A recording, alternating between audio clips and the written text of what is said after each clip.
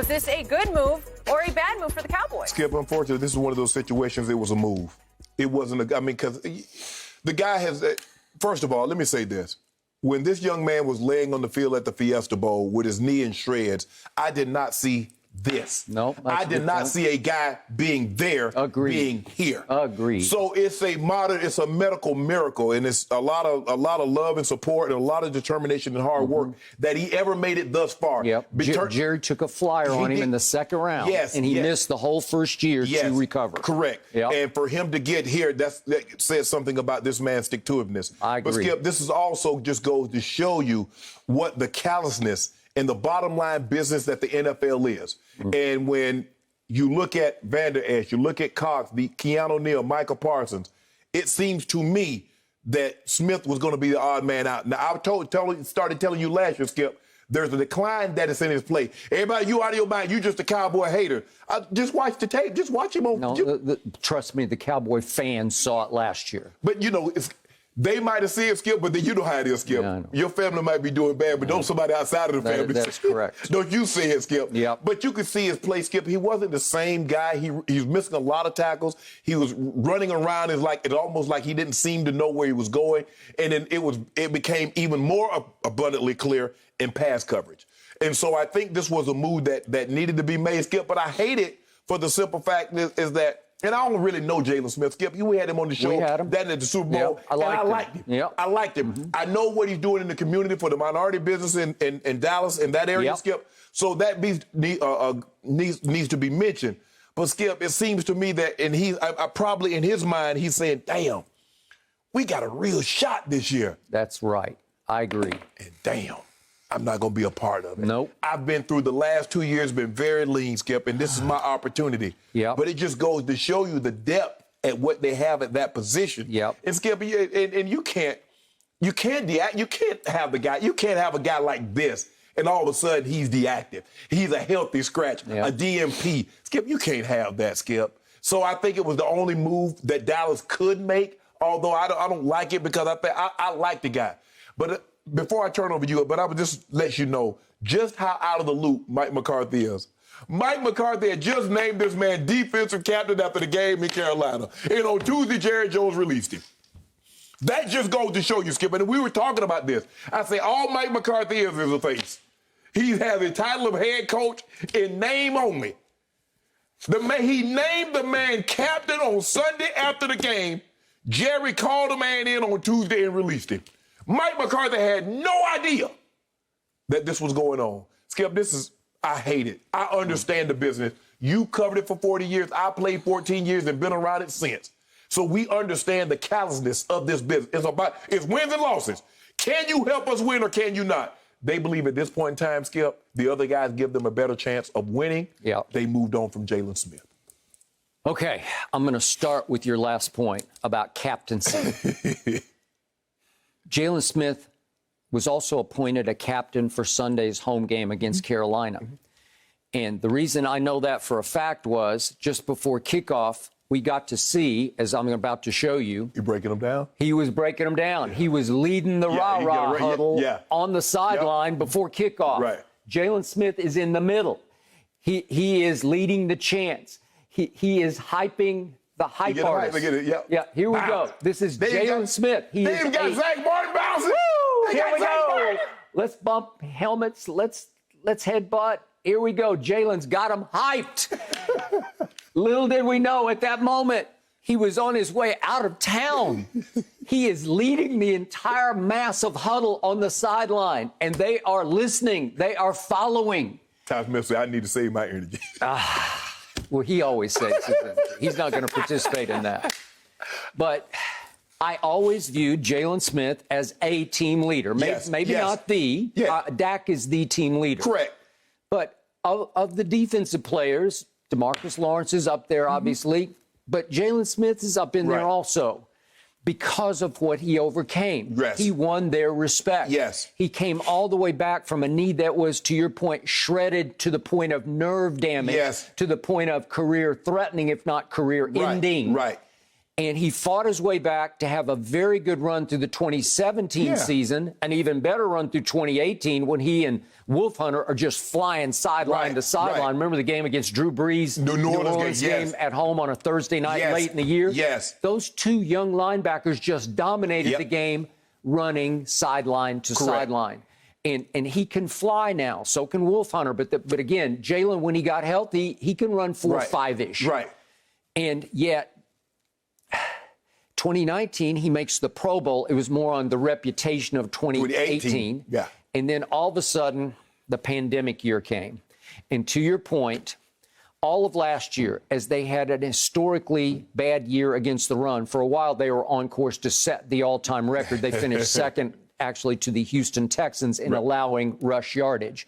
But you remember the games, the 308 allowed to Cleveland at home and the 294 at Baltimore and the 240 against Cardinals. 261, I believe it was. 265, Cardinals. Cardinals at home on a Monday night stage where they're just running wild. They are literally running you off your home turf. And a primary perpetrator was this man. Every time I looked up, Jaylon Smith looked like chicken with head cut off, going the wrong way. He seemed to lose his read and react confidence where he just was getting more and more lost. And he was the object of a lot of film study. That Bob Sturm of The Athletic just took his game all apart. And I feared he was on his way out, maybe going into this year. I did too. Then we had a little rejuvenation. And through camp, even though the kids started to rise and shine, starting with your man Micah Parsons and Jabril Cox, the fourth rounder, he can play. Right. I saw flashes of Jabril Cox during the preseason where I said he's going to be neck and neck with Micah as a dominating linebacker in this defense. And we haven't really seen Jabril yet because they're just too loaded at that position. So to your point, was he the odd man out? Well, sure he was. Now, to my point, I slept on this. I'm obviously a diehard. I love what I'm seeing because I think this team has a chance, to quote the great Troy Aikman, of being special. Okay. I think this team could go a ways in the postseason past just the first home game off winning the division. Okay. And because of that, I don't love messing with the mix right now. I don't love disrupting the chemistry. Right. Now, if you go back to a Jimmy Johnson memorial move, this would be the kind that would send the message to the locker room. Nobody is safe. Right. If you don't hack it, you're gone. Right. Our way or the highway. And we don't get any of that from Mike McCarthy. But Skip, here's the thing. Moves like that normally comes after a loss. Yes. Where you expected to win. Great point. Agreed. Agreed. Not after scoring, they scored 36 points on really a blowout. Okay, so to your point, this is the classic, I was surprised. I'm sorry, I'm not surprised, but I'm shocked. Right. Because I'm shocked it happened on, what was it, October the 5th? Right. October the 5th, they whacked him. Right. They axed him. Yeah. He's out the door. What? Jaylon Smith is gone? The reality of it just sank in. And when I woke up this morning, I thought, wait a second, we're riding high. Right. And if you ask me right here, right now, as a Cowboy diehard, would I rather have Jaylon Smith or not have him? I'd rather have him. Right. Unless you tell me he's the classic clubhouse lawyer type who's going to start making waves because he's not playing enough. But I don't get that. I don't get that either, Skip. But also, here's something that the other guys have. Cox can play all the special teams. Keanu Neal can play all the special teams. Yep. And then you got the Micah Parsons. You've got to remember, Skip. You said yesterday we're getting all these guys back. I said, well, Skip, where are you gonna play them? I said, somebody gonna get. You can't play 13, 14 guys, so somebody's gonna get left out. But let me tell you what this really tells you, Skip. They were willing to eat $7.2 million in guaranteed money. They already paid His tape must be awful. Okay, but here's my point back to you. I watched very closely. Yes. And he was forced into action because of some injury, like Keanu Neal, right, unvaccinated, was on the COVID list. Right. But he played high snaps at Chargers, a game they pulled out, as you well know. But he played 54 snaps in that game. That's a lot. That is. He had played 75% of the defensive snaps in the two games at Chargers and then Philadelphia at home. Right. Played 50 snaps in that one. And against the Chargers, I saw rejuvenation. I saw a new spirit from him. I saw a new confidence surrounded by all the young studs. And, like it sort of the rising tide lifts all boats. And his boat got lifted a little bit by all the new spirit on the defense. Trevon Diggs making defensive player of the month. And now he's the week. He did the month of September, and now he's the week. And somehow Jaylon sort of got swept up in that. He was playing a little more like Jaylon because he had 9 tackles at Chargers, 6 of them solo tackles. Well, that's pretty good production. Yeah. Yes. Now, his snaps fell pretty dramatically against Carolina, and I don't know why. So he's appointed captain for that game, and then he didn't play as many snaps. Right. I don't know what the strategy was, but the point is, I thought he was a valuable contributor. He didn't start any of those games. Right. But again, injuries happen. COVID's going to keep happening. You know it, and I know it. So would I rather have him if you already paid him? Yes. Exactly. Okay. Well, you know and I know what was lurking out there. There is a trigger in his contract whereby if he gets hurt this year, all of a sudden, immediately guaranteed is $9.2 million for next year. Right. Well, he hasn't been hurt at all. The irony was, after he came off the knee injury and fought through that, he's been flawless. Yep. He's been invincible. He's not missed a game. So what were the odds that he would get hurt? Well, I don't even know how to put odds on it, but his would be lower than most. Low, but there's a chance in football you can get hurt. Well, sure. And they're not willing to accept those odds, Skip. But here's the thing, Skip. When you look at a Dan Quinn defense, everywhere he's coached, the one thing that they could do was run. Every one of those linebackers can run. Yep. If you look at him in Seattle, they could run. You look at Atlanta, they were fast. Now, obviously, they didn't have any size, and we know what they represented. But they could run to the football. Yep. Jaylon is the odd man out in that situation, Skip. He used to be able to run, and then I don't know what happened. He lost a step. And do you remember there was a play against Arizona in the preseason this year in which he had to bolt to the edge on a toss play? Right. And it looked like he was running in slow motion, and Twitter just went crazy over it, and it was just all over just that play. Yeah. And it looked like he was running in quicksand. And I assume the coaching staff finally just said, hey, we'll be fine without him. Yeah. We get like... No, Jerry said we'll be fine. Well, somebody had... Well, okay. Yeah, that's right. But he had to hear it first from the coaches because he has no idea.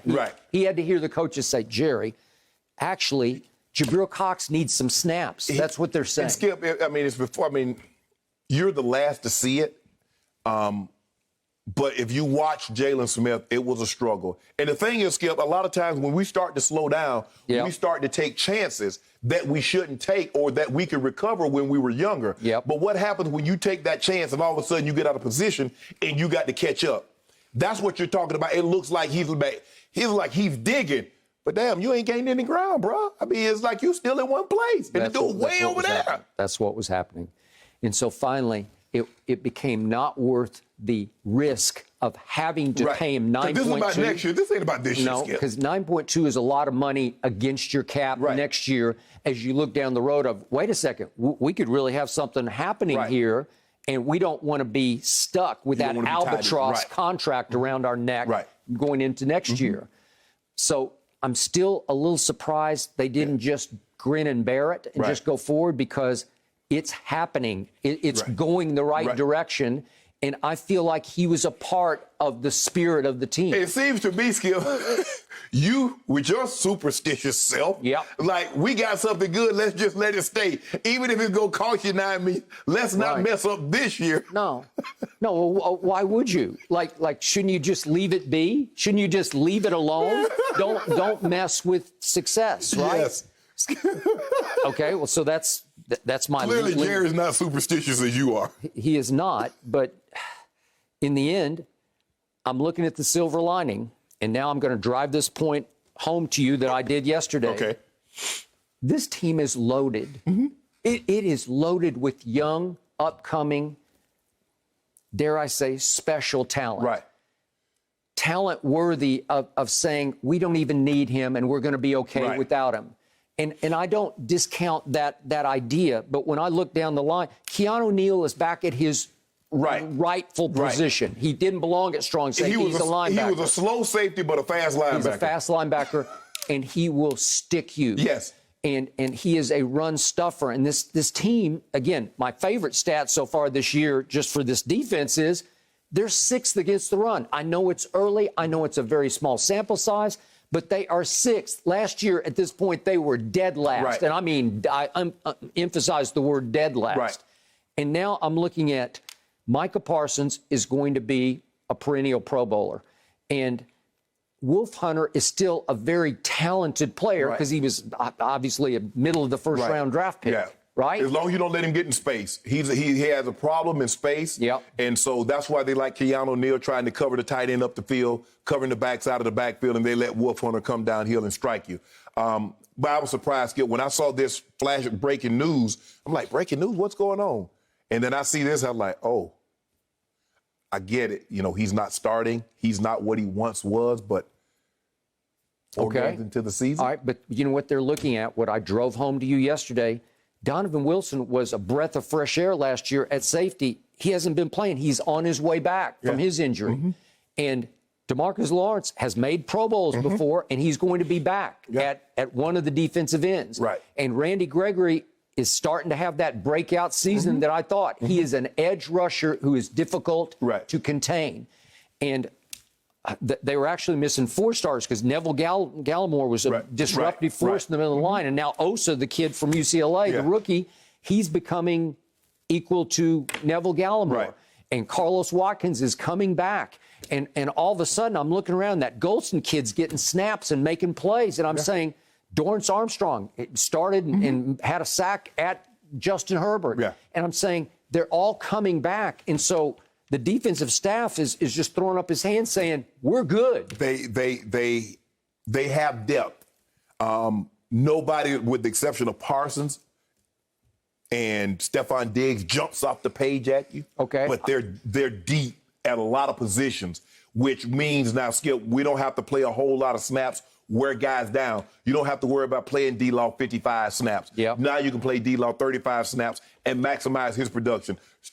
Dorrance Armstrong, you can maximize guys' production by not wearing them down, playing the high total of snaps. So everybody's fresh, and you know, like, man, I only got so many opportunities. I got to show what I got. It's kind of you put everybody on that a rookie that's trying to make the team on that preseason mentality.